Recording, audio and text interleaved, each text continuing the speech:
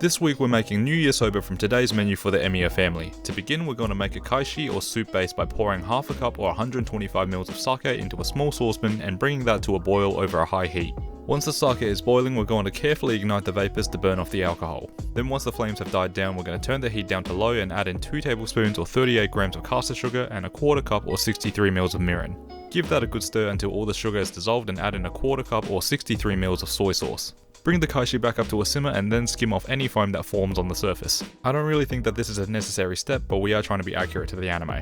Once you've skimmed off any foam that has formed, we're going to transfer the kaishi into a container or measuring jug before setting it off to one side while we make our dashi stock. For the dashi stock, I've allowed 7 grams of kombu to soak in 3 cups or 750 ml of water overnight in the fridge, and now I'm pouring all of that into a medium-sized saucepan. Turn the heat to medium and let this come up to the boil. When the water has just reached the point of simmering, we're going to make sure to remove the kombu. This ensures that the kombu doesn't impart any sliminess to our stock. Then once the stock has come up to the boil, we're going to add in 10 grams of shredded bonito flakes before turning off the heat and allowing the flakes to steep like a fishy tea for about 30 minutes.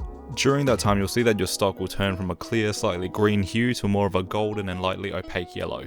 After 30 minutes of steeping, we're going to strain the stock to remove all of the bonito flakes, ensuring to press down on those flakes to extract as much of that flavour out as possible. Then after giving our saucepan a good wash, we're going to pour our now strained dashi stock into the saucepan before combining it with our kaishi. I recommend using only half the kaishi at first and giving it a taste, and then if you think it needs it, add a bit more of the kaishi based on your own preference. Then once it's seasoned to your liking, you can leave it off to one side until it's needed later. Next up, let's prepare some prawns for our tempura. It goes without saying that the bigger the prawn you can get for tempura, the better, because it's more food and more satisfying to eat. To begin preparing our prawns, we're simply twisting off the heads like so and removing the shells that cover the body of the prawn, making sure to keep the tail intact. If you don't like doing this, you should be able to ask a fishmonger to do it for you. After the prawn is deshelled, we also need to remove its digestive tract to avoid any greediness in our tempura. This is surprisingly simple to do if you've never done it before. Just take a sharp knife and lightly cut along the top of the prawn until you can spread the meat just enough to reveal the digestive tract. Then using your fingers or the edge of your knife, lift the tract out carefully to keep it in one piece and then discard it once it's out.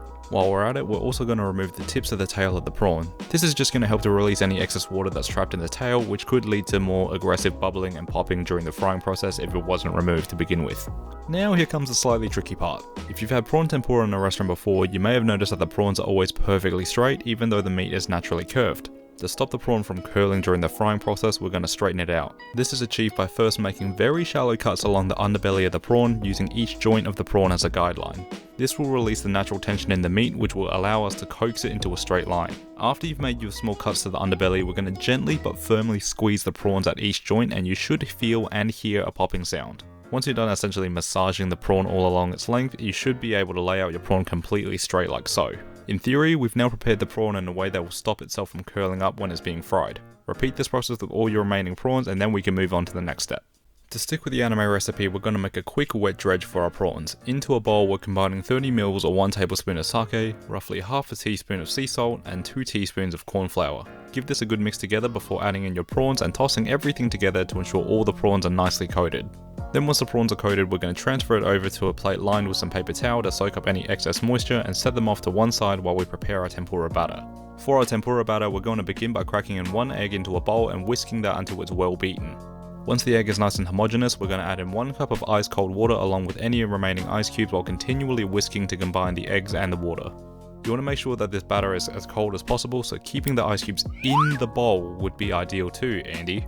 Then once your wet ingredients are well combined, we're going to add in 3/4 of a cup of all-purpose flour and 1/4 of a cup of corn flour. You don't necessarily need to sift this in either. I honestly can't remember why I was doing this during filming. But once the dry ingredients are in, we're going to give the batter a mix together until everything is just combined. It's fine for the batter to be a little bit lumpy because you don't want the flour to hydrate too much for tempura batter.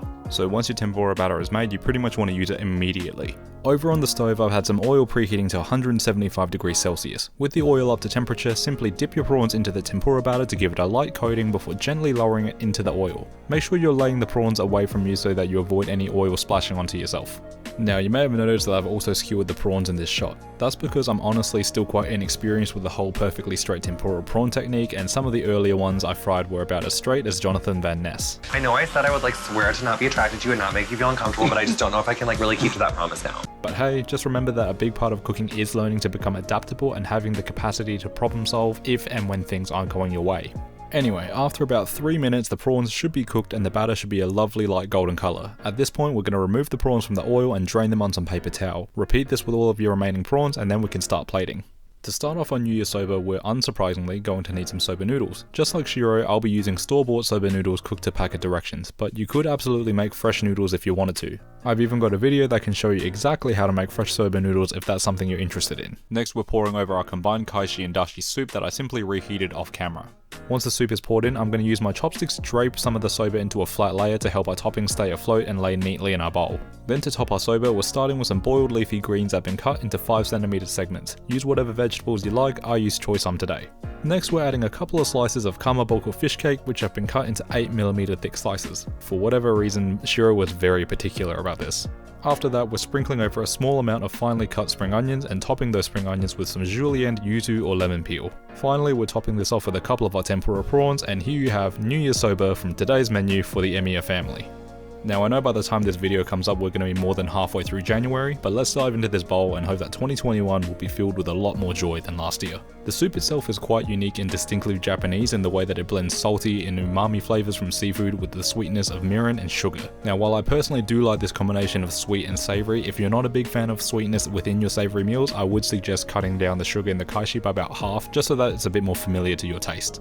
The soba noodles provide a nice nuttiness from the buckwheat which complements the soup really well, and the vegetables and fish cake help to bulk out this bowl into a well-rounded meal. The addition of the lemon peel is surprisingly good in this bowl of noodles and adds a very refreshing citrus element to the dish. Finally, we've got the star of the show, the tempura prawn. The coating is light and crispy when eaten straight away, or if you leave it in the soup for a bit, it'll soak up plenty of that broth which makes each mouthful even more flavourful as each bite releases all of that soup flavour into your mouth. I know it's been a while since I uploaded, but unfortunately working on hospitality during the Christmas period is always just a hectic time. But now that things are starting to settle down, the upload schedule for the channel should be going back to weekly or fortnightly uploads, and I'm super excited to continue cooking with you guys in 2021. And as always my friends, thank you so much for watching today's episode. If you enjoyed it, let me know by dropping a like down below, and let me know in the comments what food from anime and other media you'd like to see in the future. Subscribe to the channel for a new episode every single week, and until then, pull up a chair, unfurl that napkin, and I'll see you in the anime kitchen. Peace.